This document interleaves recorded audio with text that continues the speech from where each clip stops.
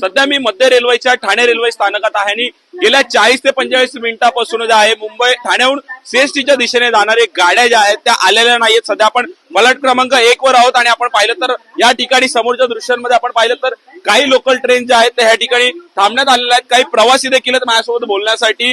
किती वेळापासून आपण या ठिकाणी थांबलेला आहात आणि काय सांगाल, किती त्रास होतोय? सर 2 ट्रेन आके गए थे, दोनों रद्द हो चुके हैं। अभी एक एसी ट्रेन आने वाला था, वो भी रद्द हो चुका है। And since precisely speaking 55 minute से हम इधर वेट कर रहे हैं। आप कहाँ जाने वाले हैं और क्या करते हैं आप? नाहौर, मैं नाहौर जा रहा हूँ। मैं कॉलेज जा रहा था अपने, मैं थाने आया था एक प्रोजेक्ट असाइनमेंट लेने के लिए। सो अभी मैं कॉलेज जाने के लिए रुका हुआ हूँ अपने। किती पावसाचा फटका बसतोय, किती त्रास होतोय, काय सांगाल? नक्कीच गेले 2-3 पाऊस कंटिन्यू पडत आहे, पण रेल्वे प्रशासनाने कुठल्या प्रकारची तजवीज केली नाहीये।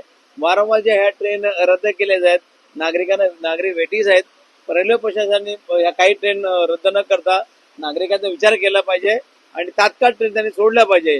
ज्या ठिकाणी चाकरमानी आहेत, हे प्रवासी आहेत, कॉलेजची मुलं आहेत, हे कॉलेजला पोहोचले पाहिजे किंवा रेल्वे प्रशासनाने त्या संदर्भात सूचना पण केल्या। सूचना कुठल्या पण देत नाहीये आणि अचानक ट्रेन रद्द करते, त्यामुळे या ट्रेन स्टेशनवर गर्दी वाढलेली आहे। माझं बोलण्यासाठी अजून काही प्रवासी आहेत का? किती वेळापासून या ठिकाणी थांबलेत आणि किती त्रास होतोय? तरी जवळजवळ अर्धा तास झालं इथे बसलेलं आहे। अलाउन्स करतात 30 ते 40 मिनिटं गाड्या लेट आहेत। आता त्याला प्रवास तरी काय करणार आहेत? तिकडे पाणी जमा झाले बोलतात, गाड्या भरपूर लेट आहेत। कुठून आलेला आहात आणि कुठे चाललेला आहात? मी आता विक्रोळीवरून आलो आता आणि आता दुसरीला चाललोय।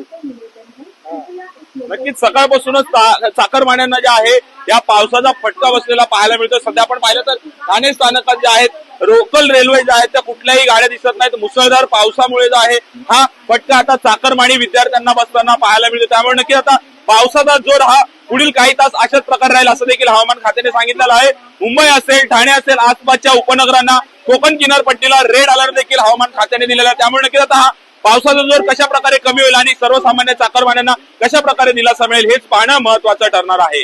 ठाण्याहून मी प्रेम मोरे, न्यूज 18 लोकमत ठाणे।